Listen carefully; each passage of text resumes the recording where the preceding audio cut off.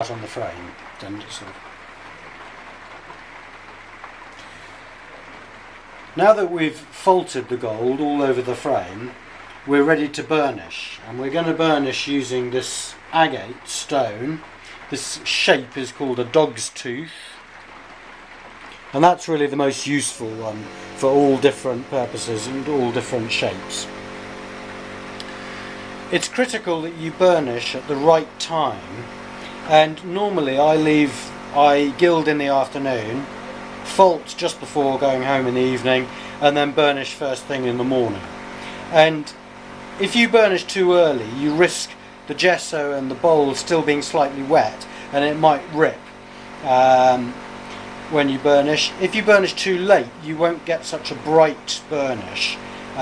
So the way we tell is just by tapping the gold, the frame with our agate, and if it makes a nice sharp bright click like this is doing all over, then it's ready to burnish.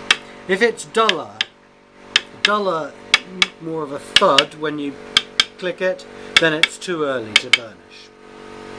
So I'm going to start here on the high point now, and you'll see that as I rub the gold, it goes from being a matte gold to being a very bright shine, and this is what's so beautiful about the water-laid finish. Now you can of course leave some sections of the gold in matte, and notice how I use all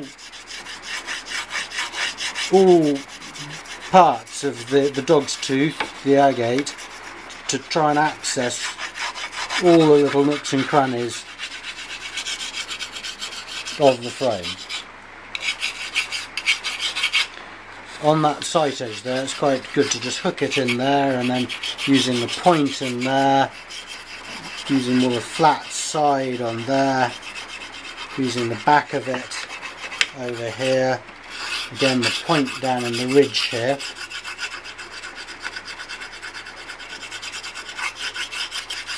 And hopefully you can see how we're getting a really beautiful sheen now on the gold.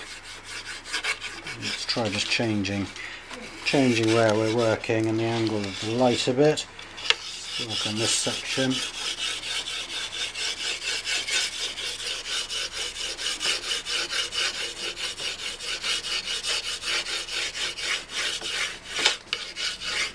Now the danger